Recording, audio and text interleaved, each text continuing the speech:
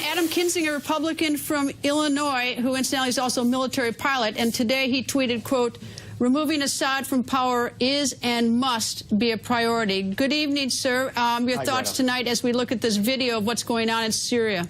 Well, it's horrifying, and never before since World War I has the free world ever accepted the use of chemical weapons. We had a no-fly zone over Iraq for 10 years because of our commitment to that until Syria. And now, unfortunately, I woke up this morning, I heard that this had happened, and it didn't surprise me. And that should frighten everybody that this isn't as surprising anymore. I think it is time that, yes, fine, go to the international community. We saw what happened last time. I think there needs to be punishing strikes against the Syrian regime as a result of this. You can hit their command and control centers, cutting Assad off from his fielded military forces, and then making it clear in the short term that if this ever happens again, more strikes will follow. And in the longer term, using that as a stick to back the diplomatic instrument of power to begin to go and negotiate a solution to this that does not include Assad.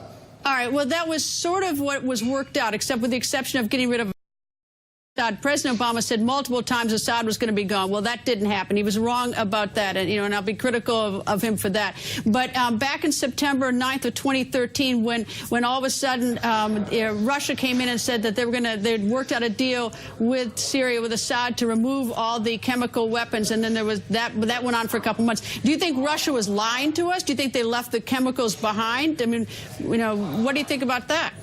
It's hard to tell. Assad could have been hiding some of his stockpiles from the Russians.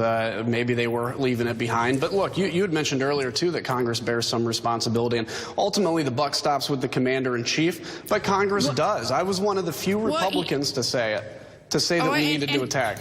And so did Senator Cardin as Senate Foreign Relations Committee. But at the time, I mean, look, people could try to reinvent history now. I'm not saying you, but at the time is that the Brits wouldn't go with us, President Obama couldn't get Congress, and the American people, in more than one poll that I went back with today, was against any military action. So President Obama really was up against, a strong headwind. Yeah, so a couple points on that. Number one, the president did not need our authorization to do that. Number two, and he decided to come. Number two, presidential leadership leads public opinion. He has to make the case for this and everything else. We've never accepted the use of chemical weapons. But look, there were people in my own party, Senator Cruz and Senator Paul were out there. Ted Cruz said, I don't want to act as al-Qaeda's air force by enforcing the red line. Everybody bears some responsibility. I was out here saying, look, this is going to come back to bite us. You think that striking the regime is going to lead to worse. It's only going to get worse, and we're seeing that, unfortunately, every day today.